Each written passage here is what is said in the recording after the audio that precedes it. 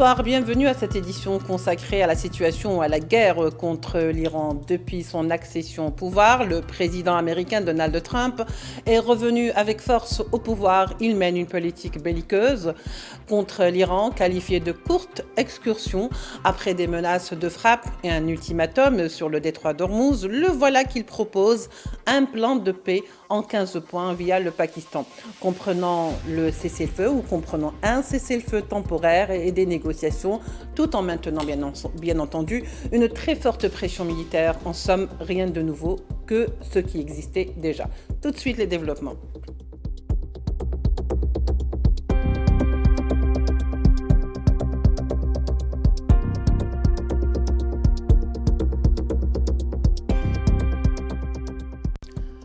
Pour en parler ce soir avec nous, donc Miloud Chenoufi, professeur de relations internationales qui nous rejoint depuis le Canada.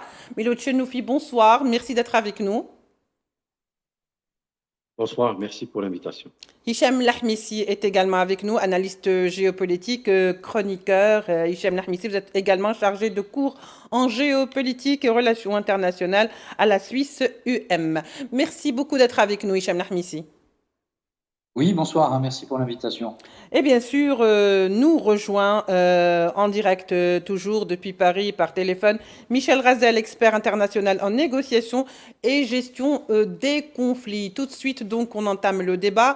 Pour commencer, Miloud Chenoufi, je dirais presque un mois que les hostilités sont lancées contre l'Iran et on n'avance pas réellement, que ce soit sur le plan diplomatique ou encore mieux économique. Depuis hier, donc les annonces font bon train. Les annonces et les contre-annonces. Donc, comme je le disais, cette guerre où Trump parle de paix, ou même plutôt d'un plan de paix à 15 points, et même de négociations. Il dit même qu'il y a des négociations qui sont en cours, même si l'Iran, parce qu'on reprend un petit peu ses propos, si vous voulez, dans la substance, même si l'Iran ne le reconnaît pas encore. Alors que Téhéran démentit, et dans le fond, et dans la forme, toute proposition, en tous les cas, toute idée de paix avec les États-Unis. Comment faut-il décrypter les déclarations des uns et des autres, Miloud Chenoufi, dans ce contexte d'ailleurs très ambigu? Alors, le premier élément à dire et à rappeler, c'est que, étant donné que cette guerre-là, à l'origine, n'est pas la guerre des États-Unis, c'est celle d'Israël. Et Israël avait un objectif clair, qui était le changement de régime en Iran. Les États-Unis n'avaient pas d'objectif clair. On a convaincu le président Trump d'une guerre éclair, d'une victoire rapide, et d'un capital politique qui va en s'accumulant. Comme cela ne s'est pas produit, comme cela a conduit de surcroît à des effets de second ordre, c'est-à-dire une perturbation de l'économie mondiale, mais également des répercussions politiques internes aux États-Unis, eh bien, le président américain semble chercher une voie de sortie. Cette voie de sortie, il est obligé de montrer qu'il est le maître de cérémonie. Or, ce n'est pas tout à fait le cas, puisqu'il ne part pas d'une position de force absolue. Bien sûr, les États-Unis restent beaucoup plus puissants que l'Iran, mais dans ce conflit en particulier, l'Iran a su profiter de la marge de manœuvre qui lui était offerte et a montré beaucoup plus de résilience que ce qui était anticipé au départ. Oui. Mais Trump étant ce qu'il est, si vous voulez, il n'a pas d'autre choix que de présenter les choses comme étant sa propre initiative. Je terminerai en disant une chose, c'est que Trump a habitué tout le monde à se lancer dans des guerres au beau milieu des négociations.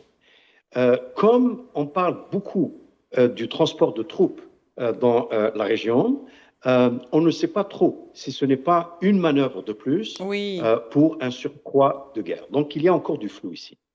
Tout à fait. Il y a du flou, même si les 15 points, eux, sont très clairs. On y reviendra par la suite. Ils sont clairs comme points, mais on verra par la suite pourquoi le flou persiste toujours. Parce qu'on ne sait pas réellement si ces propositions sont acceptées, s'ils ont été réellement soumis donc à Téhéran, et si Téhéran va les accepter. Déjà que par la suite, auparavant, Téhéran avait refusé toute proposition de paix de la part des États-Unis, encore plus de celle de Trump. Hichem Lamisi, est-ce qu'on peut dire que finalement, pour un petit peu rejoindre ce que vient de dire Milo Tchenoufi, dans ses propositions, il n'y a pas un peu de l'esbrouf quelque part? Alors, de l'esbrouf, je dirais oui et non. Non, en ce sens où Trump aujourd'hui a absolument besoin de trouver une porte de sortie, en ce sens où le conflit eh bien, est beaucoup plus long que ce qu'il avait prévu initialement. Il est parti donc sur une auto-intoxication en termes informationnels où il a réussi à se convaincre d'une supériorité militaire et du renseignement américain tel qu'il imaginait que le conflit en fait allait être très court. Le régime politique iranien s'effondrant et voyant en fait une partie de la population iranienne attendre les Américains et les Israéliens comme des libérateurs, donc quelque chose qui relève tout à fait de la science-fiction. Et c'est là, en fait, le point de départ problématique pour Donald Trump, celui de s'être engagé, en fait, dans une guerre qui ne se passe pas comme prévu, puis surtout qui était ingagnable pour la partie américaine et israélienne. Et aujourd'hui, il cherche une porte de sortie, cette proposition de plan en 15 points est un élément qui, de mon point de vue, déjà est une avancée. Elle est maximaliste, les Iraniens ne l'accepteront jamais, mais au moins elle mérite d'avoir été formulée et de proposer, en tout cas sur quelques points, quelques aspects, notamment la question de la levée des sanctions, des choses déjà que les Iraniens pourraient faire coller en fait avec leurs exigences. Par contre, pour tout ce qui est la dimension missilistique et balistique, il est évident que les Iraniens n'y apporteront aucune réponse positive. Mais au-delà de ça, il y a aussi un autre élément à prendre en considération, c'est qu'entre le moment où les États-Unis ont engagé le conflit et le moment actuel, il s'est passé beaucoup de choses côté iranien, et le leadership n'est plus du tout le même. Ceux qui, en Iran, avaient suffisamment peut-être de bouteilles, si je puis dire, d'expérience et surtout de légitimité à l'intérieur du système pour réussir à faire avaler, si nécessaire, une couleuvre pour sortir de la crise, aujourd'hui, on a des dirigeants iraniens qui sont beaucoup plus radicaux dans leur point de vue, dans leur vision des choses et qui ont besoin de se légitimer plus fortement auprès de la population iranienne et auprès des éléments de pouvoir iraniens et doivent se tenir à une position qui soit une position forte et ne jamais passer pour des faibles. Et considérant du point de vue stratégique que l'Iran a également tout intérêt à faire durer le conflit, puisque le temps ne joue pas en faveur des États-Unis, alors je dirais que cette procédure ou ces gesticulations américaines, pour le moment, relèveraient, pour répondre à votre question de départ, d'une manœuvre un petit peu d'esbrouf et qui n'est pas sérieuse dans sa formulation pour le moment. Très bien, Hichem. Justement, on va revenir là-dessus, sur les 15 points qui ont été donc proposés et qu'est-ce qu'ils apportent réellement de nouveau, si vous voulez, à la partie iranienne. Michel Razel, qui donc est avec nous depuis Paris par téléphone, je rappelle que vous êtes expert international en négociation et en gestion des conflits. Michel Razel, finalement, est-ce que vous pensez que quelque part, Trump se serait trompé de calcul, comme je l'ai déjà posé cette question auparavant, en sous-estimant peut-être la force ou même la résilience des Iraniens dans ce conflit qu'il a qualifié de courte excursion? Merci. D'abord, bonjour. Merci pour votre question. Ma première pensée va évidemment pour les Iraniens qui subissent des bombardements quotidiens. Ensuite, par rapport à cette guerre elle-même, il est évident, et tous les observateurs s'accordent à le dire, que les États-Unis ont été entraînés par Israël dans cette guerre. La veille même du début des événements, Oman, qui accueillait des négociations entre les différentes parties, avait annoncé des progrès notables.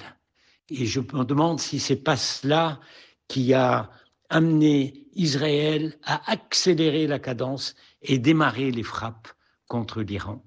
Et d'ailleurs, actuellement, des divergences commencent à apparaître entre les objectifs et d'Israël d'un côté et des États-Unis de l'autre. Trump subit beaucoup de pression interne, y compris de son armée, par rapport à là où il voudrait aller ou pas. Et ce qui fait que nous constatons de la part du président Trump qu'il aurait beaucoup l'envie d'en finir avec cette guerre, mais il ne le fera que s'il peut annoncer quelque part une victoire qu'il aurait obtenue. Absolument. C'est ça qui l'intéresse. Par contre, pour l'instant, tout le monde sait que l'Iran est résilient. Il suffit de voir la guerre qui a duré 8 ans entre l'Irak et l'Iran. Tout le monde pensait qu'elle allait se terminer le lendemain. Ben non, ils ont continué. Mais l'Iran, c'est plusieurs peuples, c'est pas un peuple. Et quelque part, il y avait peut-être une volonté à un moment donné de susciter des divisions internes pour réussir à faire tomber ce régime. Les Kurdes avaient été contactés a priori, mais on n'en parle plus, sachant que les Kurdes, eux, ont le sentiment d'avoir été trahis par les Américains. Voilà. Donc, aujourd'hui, où est-ce qu'on va ? Franchement,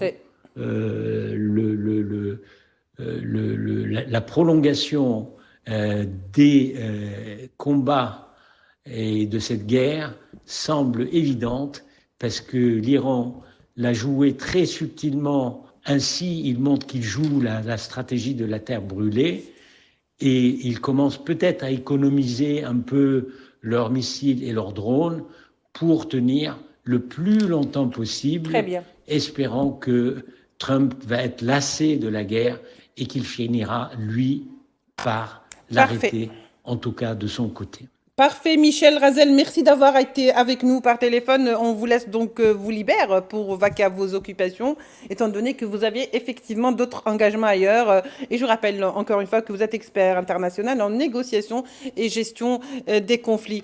Miloud Chenoufi, pour revenir un petit peu à ce que vient de dire Michel Razel, quelque part, c'est vrai qu'on a cette impression très forte d'ailleurs que Trump s'est heurté à la résilience des Iraniens, à laquelle peut-être il n'avait pas donc pris sérieusement les choses en compte, et qu'aujourd'hui l'Iran l'a joué vraiment subtilement. Est-ce que vous pensez que les États-Unis, en entamant cette offensive, s'attendaient à, disons, rencontrer autant, si vous voulez, autant de résilience de la part des Iraniens?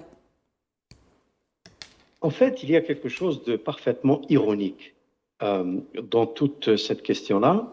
Vous savez, Netanyahou essaye depuis la présidence de George Bush Jr., donc après lui Obama, le premier Trump, Biden et encore une fois Trump, essaye de convaincre les Américains d'aller faire la guerre à l'Iran.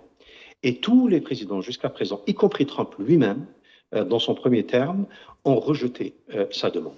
Alors, on peut se demander pourquoi. Bien, tout simplement, parce que déjà à l'époque, il y a presque plus d'une quinzaine d'années, le renseignement américain était assez clair pour dire que faire la guerre à l'Iran va être autrement plus compliqué que faire la guerre en Irak ou en Libye, pour un certain nombre de raisons. La première raison, c'est qu'en Iran, vous avez une architecture institutionnelle qui fait en sorte qu'il est difficile de faire s'effondrer le système juste en le décapitant.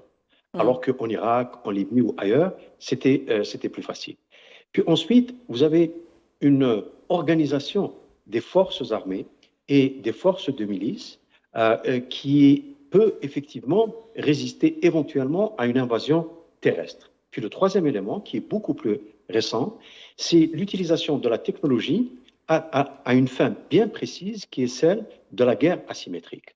Et c'est exactement ce que les services de renseignement continuent à dire au président Trump.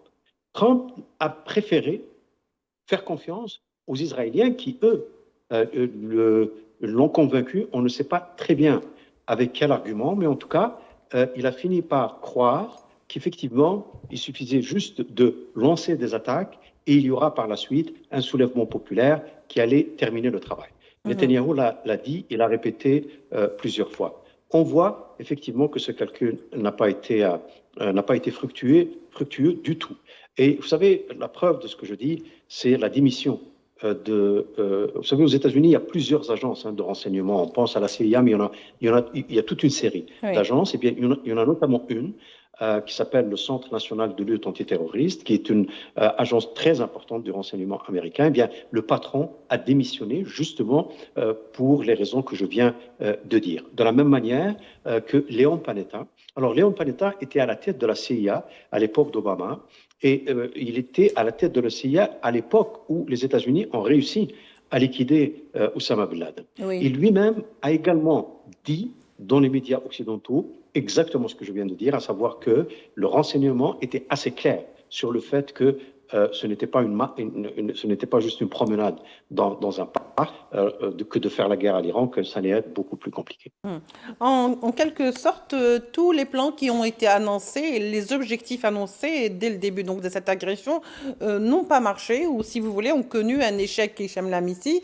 Alors, tout indique vraiment aujourd'hui que Trump peine à sortir de ce bourbier dans lequel il s'est mis, mais on se pose très peu de questions, par exemple, au moment où Trump est en train de se démêler pour essayer de trouver des propositions, même s'il fait des déclarations qui ne sont pas vérifiées réellement ou qui sont démenties de l'autre côté. Mais on voit qu'il ne reste pas inerte, contrairement à l'antitessionniste qui, elle, est en train de travailler en douce du côté, par exemple, du sud du Liban, où des bombardements se poursuivent, toujours avec autant d'agressivité, où la population donc, du Liban du Sud est sommée de quitter ses territoires et donc d'aller encore vers le côté de Beyrouth, laissant leurs habitations. Au fait, la position de l'antitessionniste, elle est où dans tout ça? Alors que tous les observateurs ont dit que si cette aventure a commencé, c'est en quelque sorte aussi avec l'encouragement dans les coulisses de l'antitessionniste.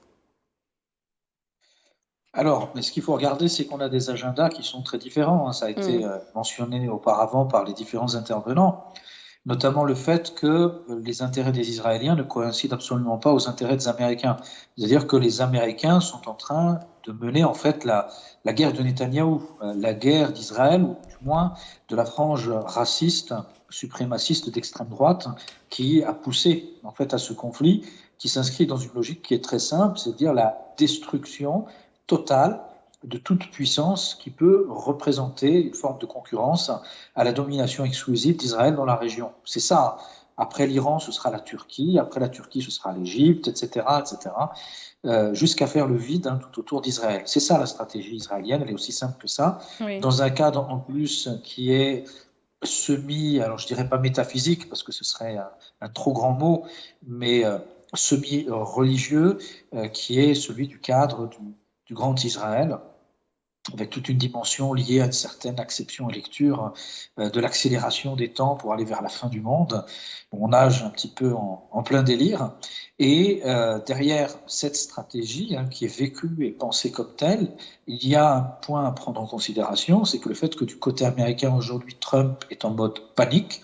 Il cherche une solution tout simplement parce qu'il est confronté à une grave crise politique qui peut le mener potentiellement à une situation d'impeachment bien avant les élections de mi-terme, en ce sens où il apparaît très clairement aujourd'hui qu'il s'est engagé dans un conflit n'ayant pas préparé suffisamment le pays, les États-Unis ayant confronté les États-Unis à une situation d'humiliation à l'échelle internationale, avec en même temps une crise économique à partir de la question de l'augmentation des cours des hydrocarbures qui se dirigent vers des sommets historiques et la possibilité d'un krach financier attendu, quasi imminent. Eh bien, Trump se trouve dans une situation particulièrement difficile. Et je ne parle pas du volet militaire, où les États-Unis, aujourd'hui, s'exposent très clairement à une défaite militaire qui semblait inimaginable pour la plupart des experts occidentaux qui souffrent d'une espèce de biais d'analyse. Tout ce qui ne vient pas d'Occident n'existe pas, ne compte pas, alors que beaucoup d'experts des pays issus de ce qu'on appelle le Sud global, même russes, avaient pronostiqué une défaite militaire américaine. Et en soi, ce n'est pas une surprise, parce que l'Iran représente une puissance missilistique, balistique, scientifique, avec une armée particulièrement taillée qui s'est préparée depuis 20 ans pour affronter en fait les États-Unis dans ce cadre. Et en soi, il n'y a pas de surprise. Et puis, il y a un autre élément, c'est que les États-Unis ont déconsidéré l'Iran parce qu'ils ont oublié un élément très important. L'Iran, ce n'est pas un État tribal, c'est pas un royaume tribal où, avec l'élimination du chef, eh bien, on assiste tout simplement à l'effondrement du système et de l'État. C'est un État qui est fortement institutionnalisé, qui a quasiment 2000 années d'histoire. Beaucoup Certes, plus les compliqué. pays voisins, peut-être une histoire encore plus profonde. La Mésopotamie, c'est 7000 ans. Mais il n'y a pas cette tradition institutionnelle étatique qui s'est inscrite dans le temps, contrairement à l'Iran. Et ce point-là, il est très important, et ce depuis la Perse antique. Et côté israélien, ce qu'il faut regarder, mettre en avant, c'est que, d'un certain point de vue, les Israéliens ont réussi. Eux, leurs objectifs, ils s'inscrivent sur du temps long. La destruction de l'Iran. Donc, plus les États-Unis vont s'enliser dans cette guerre avec l'Iran, plus les Américains vont affaiblir l'Iran. Donc, c'est tout bénéfice du point de vue israélien. Et puis, un autre élément, ce sont les effets secondaires qui nous semblent secondaires, mais qui font partie des objectifs prioritaires. Les Israéliens avaient mis en exergue le fait qu'il fallait détruire la puissance financière et l'attractivité des États du Golfe. Je pense en particulier aux Émirats arabes unis, l'Arabie saoudite, le Qatar, Bahreïn, etc. Et cette mission est réussie, puisqu'on sait très bien que les Émirats ne se remettront plus jamais, en tout cas dans le modèle de développement et financier qui avait été le leur, de ce qui est en train de se dérouler aujourd'hui. Bon, des dirigeants particulièrement stupides, qui n'ont aucune compréhension du sens de l'histoire, qui se sont engagés dans une politique de défiance complètement folle à l'égard de l'Iran et qui vont payer la note, et la note va être particulièrement salée. C'est la destruction du modèle qui faisait d'eux à terme, en fait, les grands champions de la globalisation, une espèce de nouveau centre du monde, hub logistique, financier, même organisation de grands événements, et pourquoi pas d'organisations internationales. Donc beaucoup, par exemple, voulaient migrer de Genève vers Abu Dhabi, Riyad. Tout ça, c'est fini. Et Israël a pu bénéficier en fait de cette avancée. Et quant aux pertes civiles et surtout aux destructions matérielles israéliennes, il faut bien regarder que le gouvernement suprémaciste israélien d'extrême droite aujourd'hui en fait, se moque complètement des pertes, tant que de son côté, il voit la destruction des concurrents voisins à terme avec l'engagement américain au service d'Israël. Très bien. En tous les cas, pour l'instant, ces propositions qui ont été mentionnées donc, par le président Donald Trump, il dit même, il va encore plus loin, il dit qu'il y a des négociations, sauf que Téhéran ne veut pas encore le dévoiler. Il dit que en ce moment, l'Iran nous supplie, je reprends ces mots, donc de faire un accord. Autant de déclarations qui paraissent un peu étranges lorsqu'on on entend Araghchi dans un entretien qu'il a accordé donc à une télévision de son pays, bien entendu, dire que nous n'avons pas donc reçu vent de toutes ces propositions et que nous n'accepterons pas que ce soit Trump qui décide pour nous quand et de quelle manière s'arrêtera la guerre. Au fait, c'est ça, on a l'impression qu'il s'agit de ça finalement. Ces propositions sont-elles salutaires pour les États-Unis, pour Trump, ou réellement pour l'Iran, Miloud Chenoufi? En fait, alors un commentaire rapide à propos du ton utilisé par le président américain, c'est sa marque de fabrique. Et c'est sa marque de fabrique. C'est de cette manière-là qu'il communique. C'est la raison pour laquelle, très souvent, il est dans une situation de déni de réalité. Lorsque son discours ne correspond pas véritablement à la réalité sur le terrain. Encore une fois, cela ne signifie pas que d'un point de vue de la puissance, l'Iran soit au même niveau que les États-Unis. Bien sûr que non. Mais les rapports de pouvoir, les rapports de force ne sont pas uniquement décidés par la puissance, et c'est un peu ce qu'il ne parvient pas à comprendre, ou alors qu'il comprend très bien mais qu'il n'ose pas l'intégrer à sa rhétorique, d'où son discours qui est plutôt celui de quelqu'un qui est en position de force et qui peut dicter sa volonté à l'autre partie dans les négociations. Maintenant, concernant les fameux 15 points. Les fameux 15 points, on ne sait pas exactement de quoi il s'agit. Ils n'ont pas été rendus publics. L'Iran a confirmé les avoir reçus. Le Pakistan a confirmé les avoir transmis, mais on ne sait pas exactement ce qu'il y a dedans.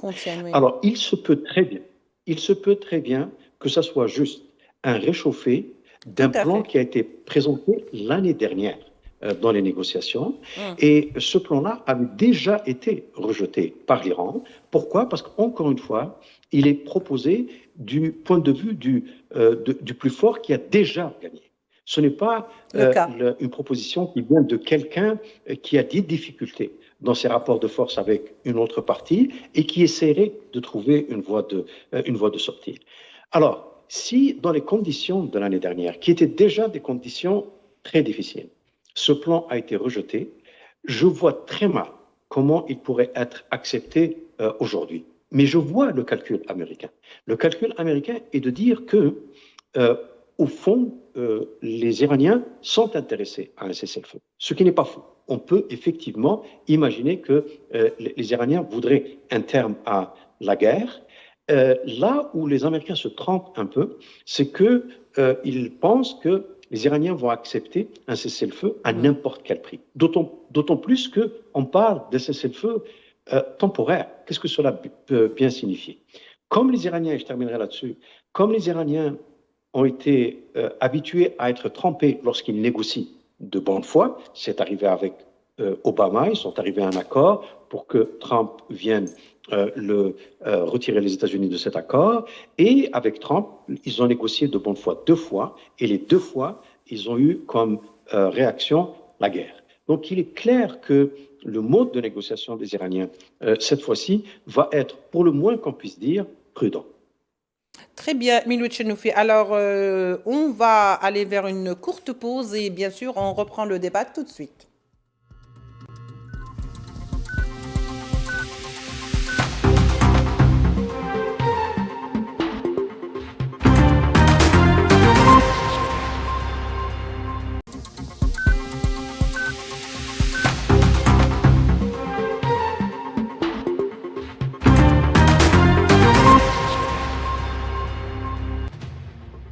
Retour donc sur le plateau de cette édition spéciale consacrée à la guerre contre l'Iran et bien sûr au débat.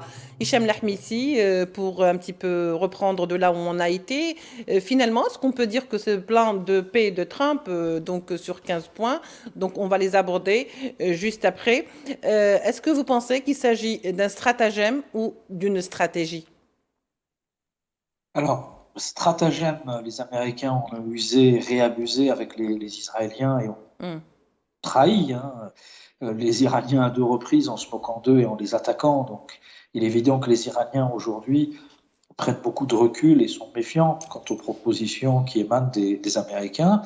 Ce que l'on peut dire, c'est que les Américains aujourd'hui sont dans une position qui est une position de faiblesse, c'est-à-dire qu'ils sont en situation d'infériorité au niveau du résultat de l'affrontement militaire, qu'ils continuent à être frappés régulièrement par les Iraniens. Pareil pour les Israéliens, même si les objectifs des uns et des autres ne sont pas les mêmes, il y a vraiment des agendas très différents, que les Iraniens aujourd'hui n'ont absolument pas intérêt à mettre fin au conflit, en ce sens où les Iraniens ont besoin d'une fin définitive, d'un règlement définitif, c'est-à-dire vraiment un accord qui garantit leur sécurité, qui garantit leur pérennité économique et le respect de leur positionnement géostratégique sur du long terme, ce que les Américains aujourd'hui ne sont pas en mesure de proposer. Et c'est là, en fait, que le problème se pose. Et je ne crois pas que les médiateurs, alors égyptiens et pakistanais, présentés comme tels, je sais qu'il y a d'autres pays qui participent indirectement à ces discussions, aient le poids suffisant en fait pour amener la confiance nécessaire pour que les Iraniens acceptent de leur côté une situation de médiation à terme avec les Américains. En réalité, il n'y a que 2 acteurs à l'échelle mondiale aujourd'hui qui peuvent réellement intervenir, ce sont les Russes et les Chinois. Le seul souci pour les Américains, c'est que la mobilisation des Russes et des Chinois signifierait pour les Américains d'accepter tout simplement leur défaite dans cette guerre mondiale qui ne dit pas son nom et qui oppose d'une certaine façon les pays émergents aux anciennes puissances d'hier, c'est-à-dire les puissances blanches, les puissances occidentales, et les Américains ne peuvent pas accepter formellement cette défaite. Oui, très bien Hicham. Alors, vous le dites bien, l'Iran, plutôt la Chine et la Russie qui n'interviennent pas. Selon vous, pourquoi ces 2 pays restent encore en recul sur le plan de la scène, bien sûr, de guerre, Je ne sais pas dans les coulisses comment cela va se passer. Alors si ces pays interviennent, aussi bien russes et chinois interviennent directement dans le conflit, simplement ce n'est pas quelque chose qui est revendiqué. Si on parle des Russes, on sait que les Russes continuent de livrer des systèmes d'armes aux Iraniens depuis bien avant le conflit et durant le conflit. On sait que quasiment une vingtaine d'avions cargo militaires ont fait le trajet entre la Russie et l'Iran ces tout derniers jours, peut-être sur ces dernières 48 heures. On ne sait pas la nature des livraisons. De ce que l'on a comme information, ce sont beaucoup des livraisons en fait d'armes destinées plutôt à des combats terrestres. Certes, les Russes n'ont pas répondu à la demande iranienne de disposer d'avions de combat de supériorité aérienne, ce qui aurait permis de dire que les Russes offraient réellement un avantage aux Iraniens, ce qui n'est malheureusement pour les Iraniens pas le cas. Les systèmes de défense anti-aériens qui ont été livrés aux Iraniens, qui se sont montrés assez peu performants par rapport aux systèmes dont disposent les Iraniens, qui sont de fabrication locale. Par contre, il y a un soutien diplomatique, il y a également un soutien économique à travers en fait des échanges, des livraisons en tout genre qui passent par la mer Caspienne et qui proviennent de Russie et dont on ne parle pas. Et surtout, il y a un appui en termes d'échange de renseignements très important. Et c'est même là-dessus que les Iraniens arrivent à prendre le dessus sur les Américains. Pareil pour les Chinois qui apportent aussi une aide, surtout en matière de guerre électronique, d'échange d'informations, traçage satellitaire. On a les fameuses les systèmes de constellation, en fait, d'observation chinois qui interviennent directement dans le conflit de façon absolument assez presque cynique, si j'ose dire, parce que les Chinois, pour ne pas être accusés de soutenir directement l'Iran, les met en open source sur Internet. Donc, vous voyez un petit peu la situation dans laquelle on se trouve. Oui, un imbroglio quelque part. Miloud Chenoufi, alors on va revenir à ces 15 points dont on a parlé. Ça a fuité, si vous voulez, ou disons-le comme ça. En tous les cas, certains points sont connus aujourd'hui, ils sont révélés, et qui sont aussi un classique, et c'est du réchauffé, vous le disiez tout à l'heure vous-même. Alors, il y a l'allègement des sanctions en contrepartie de la démilitarisation du Hezbollah et du Hamas. Donc, on n'oublie pas cette région du Liban et donc de la Palestine. Les yeux sont restés bien concentrés sur cette région et chaque fois les conditions qui sont émises impliquent d'une manière directe ou indirecte cette région donc du Moyen-Orient, l'arrêt du programme nucléaire iranien, la limitation du nombre de missiles et la réouverture du détroit d'Ormuz. Comme vous le disiez tout à l'heure, c'est du réchauffé. Au fait, on aurait pu aller dans ces négociations et poursuivre ces négociations puisque ces mêmes conditions étaient posées sur la table des négociations. On a préféré aller quand même en guerre et ensuite revenir avec les mêmes propositions alors que l'Iran refuse dans le fond et dans la forme ces négociations ou en tous les cas ces conditions et ne peut accepter moins que la garantie qu'il n'y aura plus de guerre contre l'Iran, alors que le projet parle d'un cessez-le-feu temporaire, et ainsi de suite. Miloud Chenoufi. Alors, la première chose à dire ici, c'est que dans les négociations qui ont précédé la guerre, depuis l'année dernière, ce plan avait été rejeté par les Iraniens. Donc, lorsque les négociations ont repris, c'est-à-dire celles qui se déroulaient au moment où la guerre a été déclenchée, elles se déroulaient sur d'autres termes. On n'a pas les détails, mais ça se déroulait sur d'autres termes, et c'est sur ce terrain-là qu'on avait un peu avancé. Les missiles balistiques également. Le progrès qui était fait et les concessions que l'Iran était prête à faire ne répondaient pas aux exigences d'Israël. Parce qu'en fait, ce que Israël recherche à travers le changement de régime en Iran, c'est que l'Iran s'auto-exclut de l'équation géopolitique régionale pour que Israël continue à la fois sa politique de colonisation et d'expansion dans la région en s'appuyant sur ses partenaires des pays du Golfe et tout en étant certain que les autres pays ne peuvent absolument pas faire d'obstruction à sa politique. C'est ça l'objectif. Et si vous voulez, les sous-objectifs de ce principe global de l'objectif israélien, eh bien, c'est bien entendu le nucléaire, les armes, les missiles balistiques et bien sûr les rapports et les liens que l'Iran entretient avec des acteurs régionaux comme le Hezbollah ou les Houthis. Alors, reprendre ces termes-là dans un plan de paix, alors que les Américains sont en difficulté, prouve encore une fois si ça se confirme, si ça se confirme réellement que ce sont ça les propositions, entre autres, ça ne peut confirmer, ça ne peut confirmer qu'une seule chose.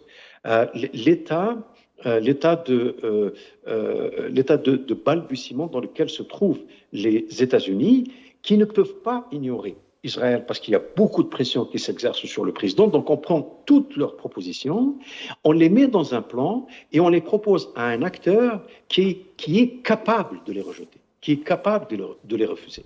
Et les Américains ne nous disent pas encore, mais qu'est-ce qui va se produire si jamais les Iraniens disent non? Continuer la guerre, c'est exactement ce que cherche Israël. Mais on sait qu'aujourd'hui, on ne peut continuer la guerre qu'à travers des invasions terrestres.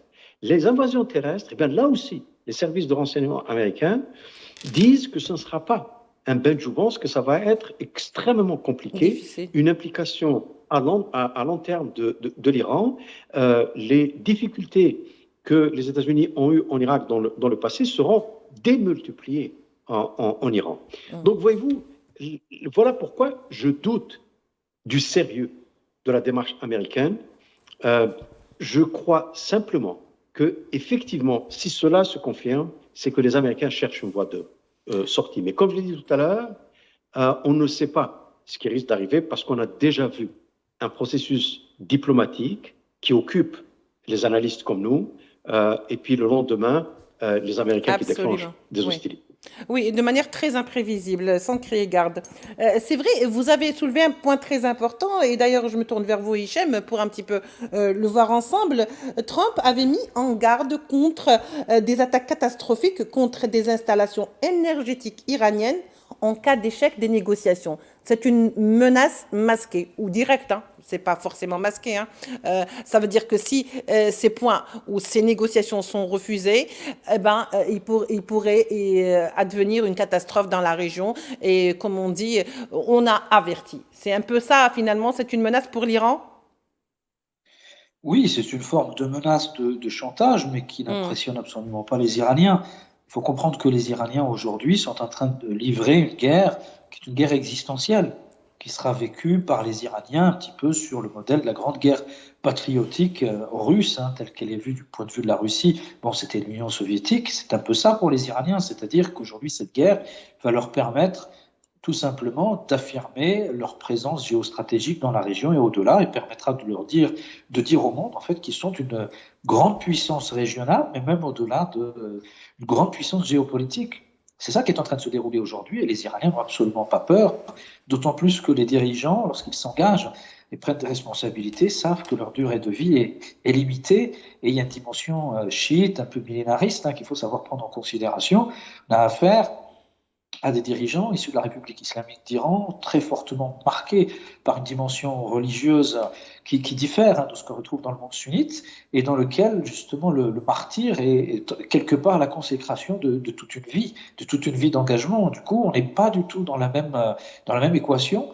Et par rapport aux menaces qui ont été celles des Américains vis-à-vis des installations électriques, les Américains ont eu la réponse à la monnaie de leur pièce quasiment le soir même, avec un énorme incendie qui a été déclaré au niveau d'une des plus grandes raffineries américaines dans le Texas. Alors, on ne peut pas accuser l'Iran, dire que c'est forcément l'Iran qui est derrière ça, mais il me semble que l'on peut interpréter cela comme un avertissement iranien qui dit d'une certaine façon aux Américains, écoutez, vous pouvez nous toucher ici, nous on peut vous toucher également aux États-Unis. Et je crois que cela a fait certainement reculer les Américains sur ce volet, d'autant plus qu'il y avait un autre risque, c'est celui de voir les Iraniens s'engager dans une logique de guerre absolue et dire, bien, si on détruit nos installations énergétiques, nous allons faire de même sur l'ensemble de la région du Golfe et au final être à l'origine de quelque chose qui va devenir une espèce d'apocalypse économique globale dont les États-Unis auront apporté la responsabilité aux yeux du monde. Il y a aussi cette histoire des drones qui ont été volés et certains disent que peut-être ils seront utilisés, bien sûr, à mauvais escient ou ce qu'on appellerait cette guerre de faux drapeaux. Est-ce qu'il faut craindre de ce côté-là, Miloud Chenoufi? En fait, je n'ai pas d'informations à propos de cette affaire de drone.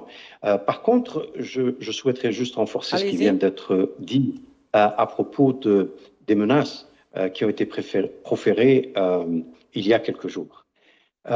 j'ai comme l'impression, vu le développement ultérieur, j'ai comme l'impression que c'était encore une fois une improvisation du président Trump qui lui a été soufflée, non pas par ses propres généraux, non pas par ses propres services de renseignement, mais par effectivement les Israéliens qui, eux, cherchent une généralisation du conflit avec implication directe des pays du Golfe. Mais effectivement, la réponse de l'Iran a été de dire que si nos installations énergétiques, et notamment les stations de production d'électricité sont attaquées, eh bien nous allons attaquer les stations de désalinisation Oui. de l'eau dans les pays du Golfe. Oui. Dans un cas comme dans l'autre, nous sommes sur le terrain des crimes de guerre. Hein, on s'entend. Hein, okay. Et ça signifie une escalade extrêmement grave. Et puis, vous savez, l'Iran, qui, on le sait maintenant, peut très sérieusement perturber la navigation dans le détroit d'Ormuz, oui. peut également perturber la navigation dans le détroit de Bab el-Mandeb, qui mène vers le canal de Suez. Donc ça, c'est une autre aussi paire dans donc l'éventail de riposte des Iraniens. Et c'est à ce moment-là que le président Trump a reculé en disant qu'il va suspendre son projet de bombardement des installations énergétiques pendant 5 jours, en attendant de voir si les Iraniens allaient accepter ces conditions. Et voilà à peu près où est-ce que nous en sommes en la matière. Très bien. Finalement, j'allais vous poser encore une question, Milot Chenofi. On va dire que dans toute cette affaire, les États-Unis sont en train de se démêler comme ils le peuvent. Ils mènent une guerre, ils ont le mauvais rôle, et cela va de soi, étant donné qu'ils ont quand même je dirais, une politique assez belliqueuse vis-à-vis de certains pays du Moyen-Orient, et surtout de l'Iran, pour les raisons qu'on connaît, puisque c'est un pays qu'ils disent hostile donc à l'antisémitisme. Pendant ce temps, l'antitétionniste ne perd pas le nord, parce qu'il est très important de le dire aujourd'hui. Même si les yeux sont tous rivés du côté de cette guerre contre l'Iran, l'essentiel se joue ailleurs. Il se joue au Liban, il se joue à Gaza aujourd'hui, il se joue en Cisjordanie. Finalement, comme je le disais, l'antitétionniste ne perd pas le nord et poursuit, alors les yeux fermés, si vous voulez, sa compagne ou si vous voulez son projet messianique dans la région, en détruisant les pentes du fleuve de Litanie. C'est aussi une façon aussi d'installer sa mainmise sur la région en allant précipiter des lois et des projets de loi pour l'exécution et les condamnations à mort des prisonniers et des détenus palestiniens qui croupissent dans les geôles israéliennes. Ça aussi, c'est une forme de colonisation et de danger. Alors, on ne voit pas tous ces dangers parce que le monde est occupé ailleurs. Et pourtant, c'est carrément lié. En fait, quelqu'un disait tout à l'heure dans l'émission d'aujourd'hui qu'effectivement, Israël joue un jeu à long terme et est très concentré sur ses objectifs. Ce n'est pas faux. Ce n'est absolument pas faux. Et là, je vous remercie de m'avoir posé la question parce qu'effectivement, ce qui se passe au Liban est un véritable carnage, un crime de guerre supplémentaire, parce que vous le savez que sous le droit international, le déplacement forcé de population est un crime. Et alors, là, j'ouvre juste une parenthèse pour dire que, si vous vous rappelez, en 2006, lorsque Israël a envahi le Liban, elle a fait face à une résistance farouche de la part des combattants du Hezbollah. C'était la fameuse guerre des 33 jours. Et personne ne pouvait dire à l'époque qu'Israël l'avait gagnée. En fait, sur le plan politique, symbolique, voire même diplomatique, c'est le Hezbollah qui est sorti vainqueur. Qu'est-ce qu'Israël a fait? Eh bien, 2 ou 3 ans plus tard, Israël est allé commettre un véritable carnage à Gaza. Oui. Okay. Et c'est exactement le même scénario auquel nous assistons aujourd'hui. Comme l'Iran riposte en ciblant Israël, le mythe de l'invincibilité, le mythe d'un système de défense aérienne infranchissable s'est effondré. Donc, il est absolument important pour le gouvernement israélien de toujours montrer cette image de force. En allant faire quoi? Eh bien, en allant s'en prendre à beaucoup plus faible étant donné que face à l'Iran, d'abord, ils n'auraient jamais pu faire la guerre seuls, et ensuite, même avec l'aide des États-Unis, ils sont en difficulté. Mais dernier point, c'est que Israël, dans sa politique régionale, elle a des objectifs, elle fait une pression sur les États-Unis pour que les États-Unis soient un vecteur de mise en œuvre de cette politique-là, mais le coût n'est jamais assumé par Israël. Par exemple, ils avaient poussé vers le changement de régime en Irak, la guerre en Irak, mais qui en a assumé le coût? Bien sûr, ce sont les États-Unis, sur le plan humain, sur le plan militaire et sur le plan financier. Mais à travers les États-Unis, ce sont les pays du Golfe qui financent, à travers les pétrodollars, la politique israélienne dans la région. Donc vous voyez que le coût est toujours minimal. Le seul hic ici, c'est la résistance à laquelle ils ont fait face en s'attaquant à l'Iran. Je crois qu'ils ne s'y attendaient pas, ou ils pensaient effectivement que les Américains allaient s'engager davantage dans cette guerre-là qu'ils ne l'ont fait jusqu'à présent, ou qu'ils sont prêts à le faire dans l'avenir.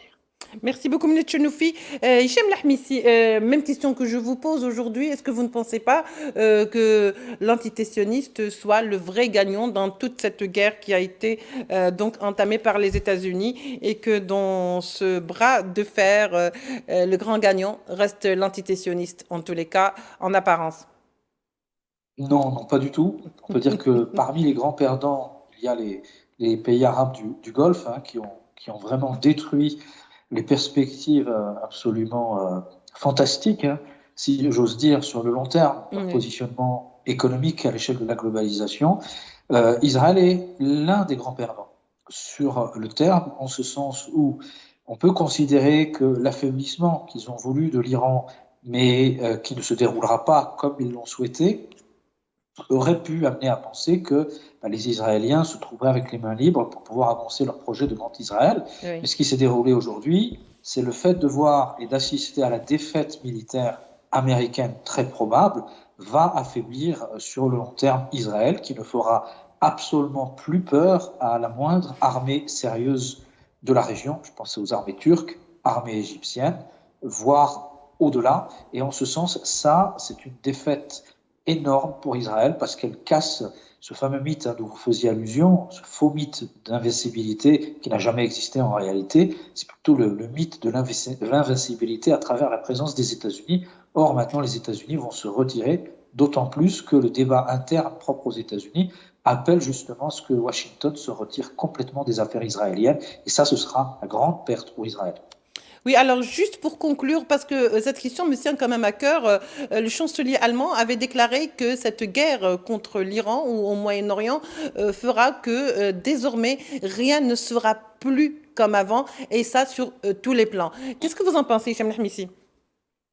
Moi, je pense qu'on est en train d'assister à un grand basculement du monde et vraiment un passage de témoin presque symbolique de la réalité de la puissance géopolitique mondiale, en fait, du monde occidental vers l'Est, c'est-à-dire vers les émergents, vers la Chine, vers le monde de demain, en quelque sorte l'avenir d'aujourd'hui, et que plus personne ne va considérer les États-Unis comme une puissance sérieuse en raison de l'indisponibilité cognitive intellectuelle qui est exprimée par ces dirigeants aujourd'hui, et puis également par l'expression de toutes ces faiblesses. On a affaire en fait en réalité à un véritable colosse au pied d'argile, et tout au contraire, les puissances résilientes, les puissances qui s'inscrivent dans l'histoire longue, l'histoire profonde, comme l'Iran, la Perse, l'Empire russe, la Chine, eh bien, ont démontré tout simplement qu'aujourd'hui, le monde, c'était eux, c'était plus du tout les États-Unis.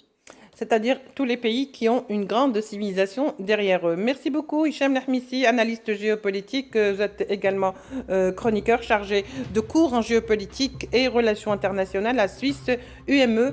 Merci également à Milo Tchenoufi, vous êtes professeur de relations internationales. Merci d'avoir été avec nous. Merci également à Michel Razel, expert international en négociation et en gestion des conflits, qui était également avec nous depuis Paris. Merci à vous de nous avoir suivis. On se retrouvera certainement demain pour d'autres émissions spéciales consacrées à la guerre contre l'Iran. Au revoir.